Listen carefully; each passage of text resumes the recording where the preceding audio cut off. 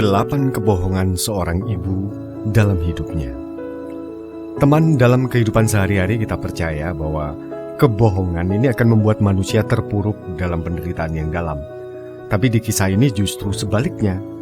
Dengan adanya kebohongan ini, maka sesungguhnya dari kebohongan itu justru dapat membuka mata kita dan terbebas dari penderitaan. Ibarat sebuah energi yang mampu mendorong mekarnya sekuntum bunga yang paling indah di dunia. Cerita bermula ketika aku masih kecil. Aku terlahir sebagai anak laki-laki di sebuah keluarga yang miskin. Bahkan untuk makan saja seringkali kekurangan. Ketika makan, ibu sering memberikan porsi nasinya untukku. Sambil memindahkan nasi ke mangkukku, ibuku berkata, "Makanlah nak, aku tidak lapar." Kebohongan ibu yang pertama. Ketika saya mulai tumbuh dewasa, ibu yang gigih sering meluangkan waktu senggangnya untuk pergi memancing di kolam dekat rumah. Ibu berharap dari ikan hasil pancingan, ia bisa memberikan sedikit makanan bergizi untuk pertumbuhan. Sepulang memancing, ibu memasak sup ikan yang segar dan mengundang selera. Sewaktu aku memakan sup ikan itu, ibu duduk di sampingku dan memakan sisa daging ikan yang masih menempel di tulang, yang merupakan bekas sisa tulang ikan yang aku makan. Aku melihat ibu seperti itu. Hati juga tersentuh. Lalu menggunakan sumpitku dan memberikannya kepada ibuku. Tapi ibu dengan cepat menolaknya. Ia mengatakan, "Makanlah nak, aku tidak suka makan ikan." Kebohongan ibu yang kedua. Sekarang aku sudah masuk SMP. Demi membiayai sekolah abang dan kakakku, ibu pergi ke koperasi dan membawa sejumlah kotak korek api untuk ditempel. Dan hasil tempelannya itu membuahkan sedikit uang untuk menutupi kebutuhan hidup. Dikala musim dingin tiba, aku bangun dari tempat tidurku, melihat ibu masih bertumpu pada lilin dan dengan gigihnya melanjutkan pekerjaan menempel kotak korek api. Aku berkata, "Ibu, tidurlah. Sudah malam. Besok pagi ibu harus kerja." Ibu sekali lagi tersenyum dan berkata, "Cepatlah tidur nak. Aku tidak capek." Kebohongan ibu yang ketiga. Teman, ketika ujian tiba, ibu meminta cuti kerja supaya dapat menemaniku pergi ujian. Ketika hari sudah siang, terik matahari mulai menyinari. Ibu yang tegar dan gigih menunggu aku di bawah terik matahari selama beberapa jam. Ketika bunyi lonceng menandakan ujian sudah selesai, ibu dengan segera menyambutku dan menuangkan teh yang sudah disiapkannya dalam botol yang dingin untukku. Teh yang begitu kental tidak dapat dibandingkan dengan kasih sayang yang jauh lebih kental. Melihat ibu yang dibanjiri peluh, aku segera memberikan gelasku untuk ibu sambil menyuruhnya minum. Ibu berkata, "Minumlah nak, aku tidak haus." Kebohongan ibu yang keempat. Setelah kepergian ayah karena sakit, ibu yang malang harus merangkap sebagai ayah dan ibu sekaligus. Dengan berpegang pada pekerjaan dia yang dulu, dia harus membiayai kebutuhan hidup sendiri.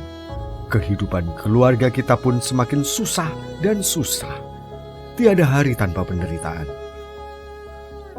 Melihat kondisi keluarga yang semakin parah, ada seorang paman yang baik hati yang tinggal di dekat rumahku membantu ibuku, baik masalah besar maupun masalah kecil.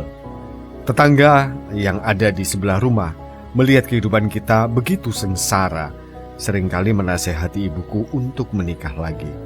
Tapi ibu yang memang keras kepala tidak mengindahkan nasihat mereka. Ibu berkata, "Saya tidak butuh cinta." Kebohongan ibu yang kelima. Setelah aku, kakakku, dan abangku semuanya sudah tamat dari sekolah dan bekerja, ibu yang sudah tua, sudah waktunya pensiun tentunya. Tapi ibu tidak mau. Ia rela untuk pergi ke pasar setiap pagi untuk jualan. Sedikit sayur saja untuk memenuhi kebutuhan hidupnya. Kakakku dan abangku yang bekerja di luar kota sering mengirimkan sedikit uang untuk membantu memenuhi kebutuhan ibu. Tapi ibu bersikukuh tidak mau menerima uang itu. Malahan mengirim balik uang itu dan berkata, "Nak, ibu sudah punya duit." Kebohongan ibu yang keenam.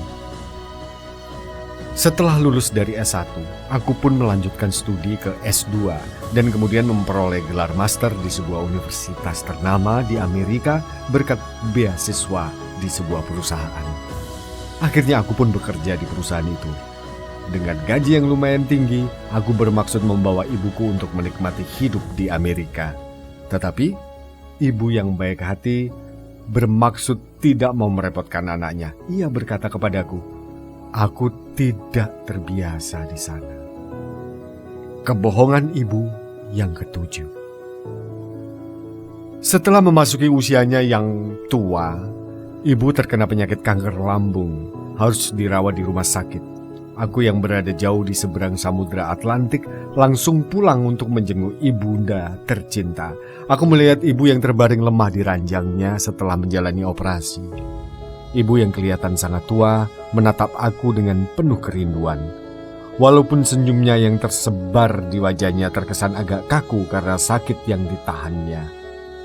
Terlihat dengan jelas betapa penyakit itu menjamah tubuh ibuku sehingga ibuku terlihat lemah dan kurus kering. Aku sambil menatap ibuku sambil berlinang air mata juga. Hatiku perih, sakit sekali melihat ibuku dalam kondisi seperti itu. Tapi ibu dengan tegarnya berkata, "Jangan menangis anakku, aku tidak kesakitan." Kebohongan ibu yang kedelapan.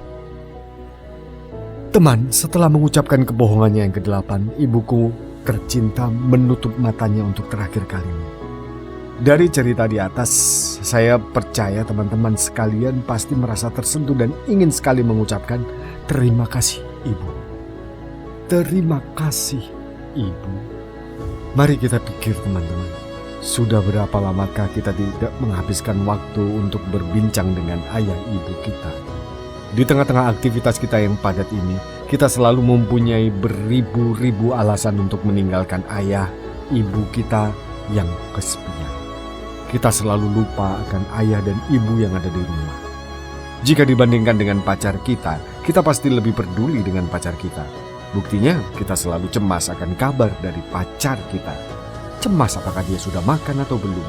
Cemas apakah dia bahagia bila di samping kita.